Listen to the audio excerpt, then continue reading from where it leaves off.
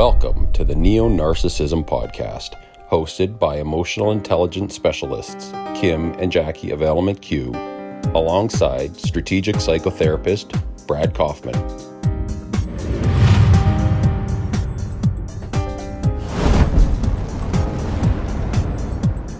Narcissist requires excessive admiration. And so the key word there is excessive. Give me compliments. I said, give me compliments. Give me compliments. Give me compliments. I said, give me compliments. Here's my compliments. Give me compliments. I said, give me compliments. Give me compliments. Give me compliments. I said, give me compliments. Please help me. I'm starving for compliments. A bit like you're never really giving enough, right? Yeah. It's just you never fill that bucket for them. No. It's insatiable. Where is my great job? Where is my good work? Where is my pat on the head? Where is my, oh my God, you are the most impressive human being I've ever met. Point being, where is my compliment? You have to become more grandiose to meet them, to try to fulfill that bucket. And the grandiosity just gets ridiculous. They rely on that admiration to survive. Point being, where is my compliment? Give me compliments. I said, give me compliments. Give me compliments. I said, give me compliments. Maybe my compliments is under here. No compliments here either. We are working through our traits of the narcissistic personality and looking at each individual one and how they might express under the umbrella of neonarcissism. Yes, I'm indeed. excited. Yeah. We're delving into a really big one today. Yes. Well, of course, they're all big, but this one seems to be an important one. It's the trait, what we will call number 4, which the narcissist requires excessive admiration. And so the key word there is excessive. So if you see a kid on his bike and he's saying, "Hey, Mom, look at me," he's not a little narcissist. He's a normal kid, and if somebody is excessively seeking admiration, adoration, the whole idea here, and I know we've touched on it before, is the idea of they really want to be worshipped. That's such a big word, worship, right? Because it really implies being on a pedestal, being not like everyone else, right? You're special. And it can feel really... what's the word I'm looking for? I think it can feel when you're witnessing it or being pulled into having to dole out all of the admiration, a bit like you're never really giving enough, right? Yeah. It's just you never fill that bucket for them. No. It's insatiable. And so anybody that's experienced this, you can admire them, you can appreciate them, and certain thank yous will go a certain distance, but over time, within a relationship, it takes on that things, you have to become more grandiose to meet them, to try to fulfill that bucket. And the grandiosity just gets ridiculous, right? So the next gift has to be bigger. The next trip has to be better. Showier. And this is just, if you appreciate me, you would do these things. And so, like you're saying, I mean, that common theme is, it's insatiable. There's just no way to ever do it enough or be enough. What is it that they are needing in that moment? And what's the need for the excessive admiration? Again, this is where we talk about that fuel or that source, where everything is from the outside in. So it's not like from the fullness of the inside out. Yeah. It's trying to attain it from the outside in. And that's something really important to understand about narcissism in general. It's highly consumptive. Is that the word? Sure. Where they're constantly consuming. And this is where we get that parasitic sense from, because really they're desperate. Yeah. And it's like, give me what I need. Yeah, you've talked about that before, that they can't actually go within themselves to get the energy that they need, right? Yeah, which is a huge challenge. If you think about it, that they rely on that admiration to survive. Yeah. So, and in a way, when they don't get it, they become desperate. Yeah. And like there's this severe desperation. In my experience, it's almost like they go on a rampage. And it's just like the force just gets so huge. I was going to say the same thing about the rampage, because they just keep pulling and pulling and pulling for more praise and more of the admiration. And then, not being able to fulfill that. I mean, I imagine the frustration level must go pretty sky high pretty quickly. And then it gets weaponized into anger. Yes. Right? Anger, and then force, hopefully, enough pressure and enough force on whoever the other person is to get them to comply and conform and behave in the way they want. But how, even if somebody were to do that, would a narcissist still feel like that's authentic? Because for those of us who are not within that realm, there's a very tangible difference between when somebody is being authentic with you versus when somebody's just paying you lip service. So if a narcissist is bullying somebody enough or weaponizing anger enough that the person just says the thing that they need to say, yes, good point. Does it feel authentic to the narcissist? Right. Is that enough to just like, okay, here's the speech, I'll give you the speech, and then we can go our separate ways and you're good?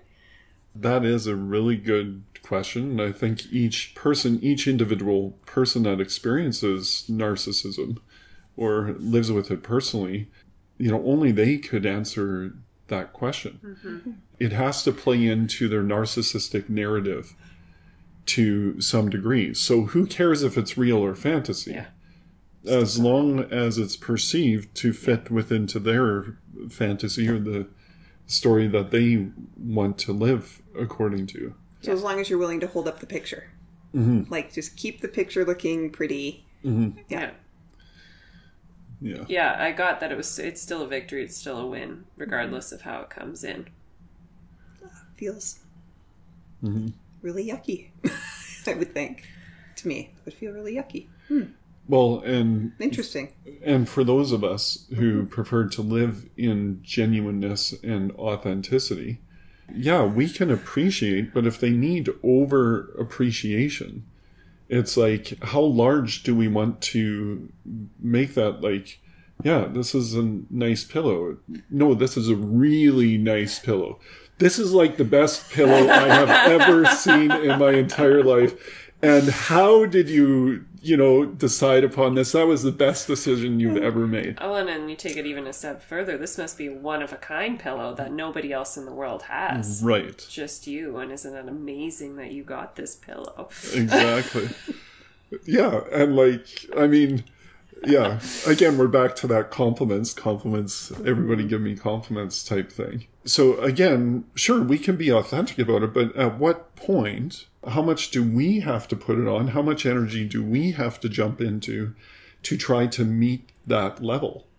I think this is one of the things that can make, because a narcissist will typically look for somebody who is high empathy, so an empath. So this part of this is why the empath might feel, if you are on the other side of, in a relationship with a narcissist, and whatever that relationship looks like, that empath could feel really like, I don't understand why I can't do this right for this person, right? Because I'm giving a genuine, authentic, I'm expressing myself genuinely, authentically, this is how I feel about this, and it's not enough. So then, the empath will turn it onto themselves to say, why am I not getting this right? As opposed to actually turning it and being like, I'm curious as to why this person can't take my compliment or take my, my praise. That is such a good way to say it. And in a way, I wish in interactions with a narcissist that they were always recorded so that you could go back when they say, you don't appreciate me. Yeah, but, I said thank you for this, and I, gave you praise for this, and all of that type of stuff. No, you didn't. And it's almost like, I don't know if they don't hear it, if it isn't large enough, or if they actually don't register that you said it. Because if you say thank you after, let's say they make a meal. Thank you, that was really delicious. Okay, for most people. Yeah. You know, some people don't even require that. But for them, it's like, you're right, it's just not enough. Why isn't that enough? Yeah, it comes to that empty.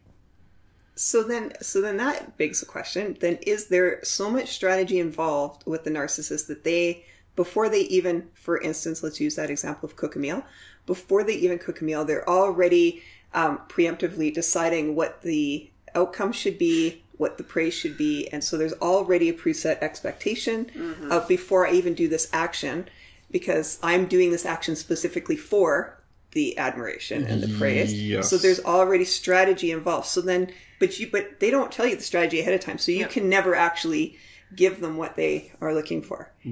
Yeah. So, okay. Yeah. That's hard. I started to dread birthdays because of that anticipation of the expectation that I need to respond a certain way to this gift. I don't know if I talked about this before, but it was either my 38th or 39th birthday. It was horrific because I received the gift before we went out to celebrate for the night. And because I didn't have this, I mean, I was appreciative, I was thankful, but because it wasn't to that level, like literally I got stonewalled my entire birthday. So I basically said, well, if strings come attached to this gift or these gifts, please don't give me gifts, right? I would express in this certain way that my time with you are gift enough for me. I don't need to receive a thing. Going out and having a meal is what's most meaningful to me. And so then 1 year she didn't give me a thing. But that kind of backfired too, because it was like, yeah, I get to go out with her, but at the same time, she was disappointed that I was okay with it. Yeah. So it was being leveraged to I'll show you. Yeah. So again, it's just, you always end up in these double binds. And for anybody that doesn't know what a double bind is, it's a clinical term for a catch-22, for being caught between a rock and a hard place, or damned if you do, damned if you don't. No win.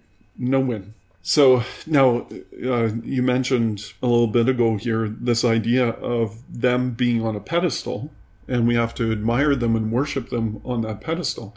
But the irony is, we have to be on a pedestal ourselves.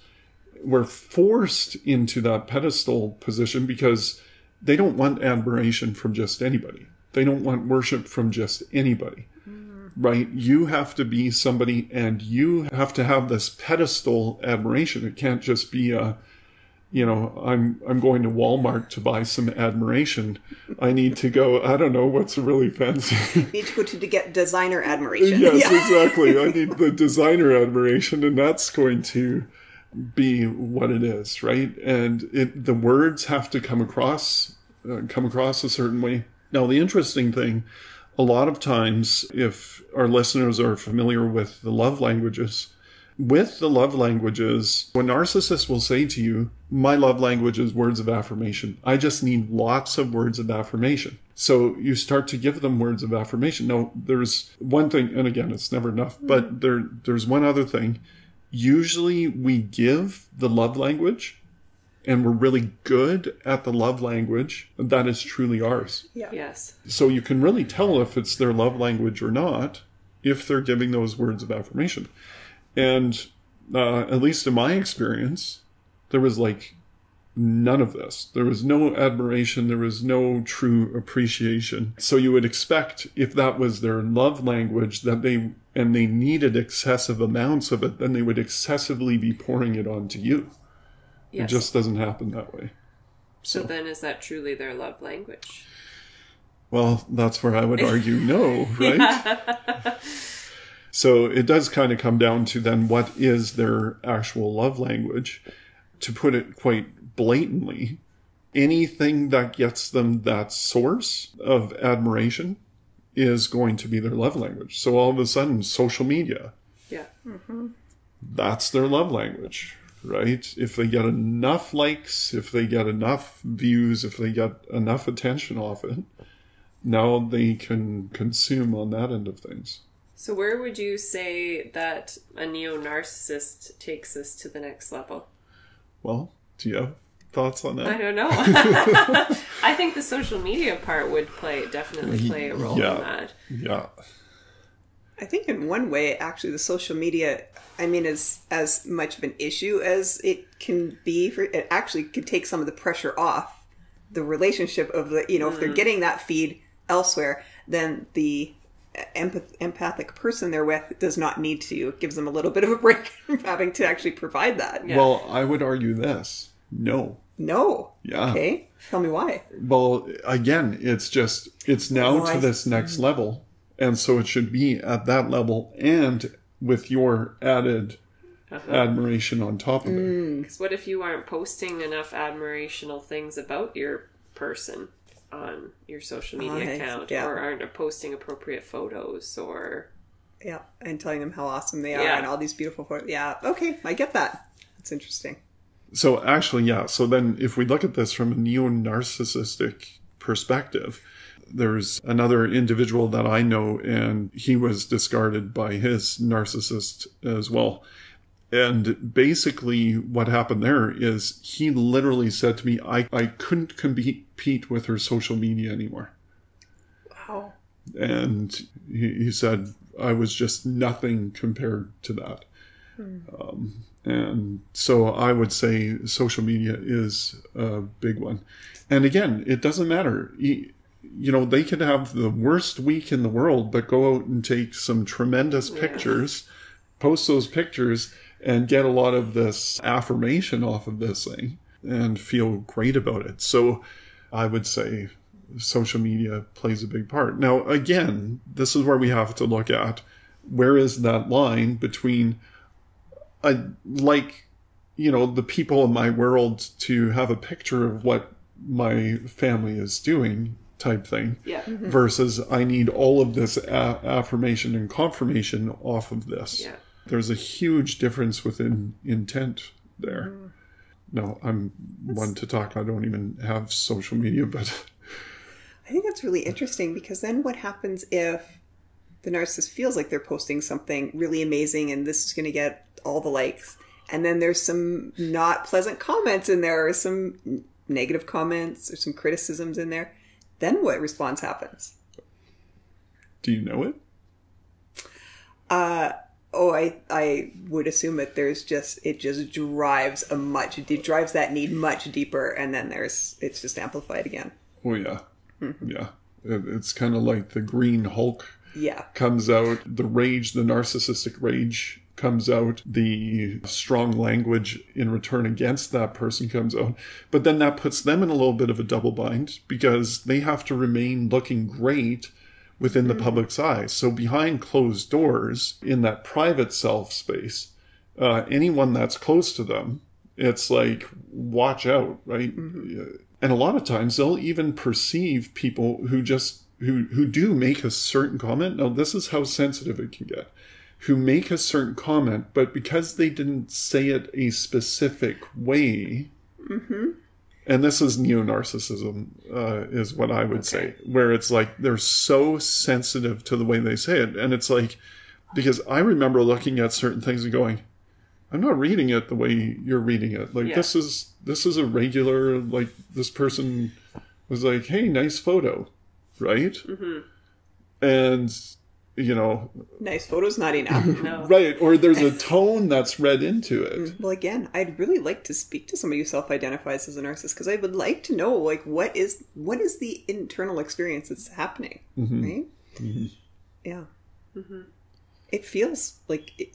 I would like to assume that it would feel painful. It does make you wonder, because these feelings of rage or anger that come up in them, that will flood them with a different emotion. So anger and rage is a more empowering emotion than, feeling criticized or not feeling enough, so to speak. Yeah. So ultimately their internal psychology is, I'm not enough, you have to make me feel enough. me compliments. I said, give me compliments. Give me compliments. Give me compliments. I said, give me compliments. It's my compliments. Give me compliments. I said, give me compliments. Give me compliments. Give me compliments. I said, give me compliments. Please help me. I'm starving for compliments. We just want you all to remember, when it comes to narcissism, you don't know how to deal with something until you know what you're dealing with. So we'll see you next time.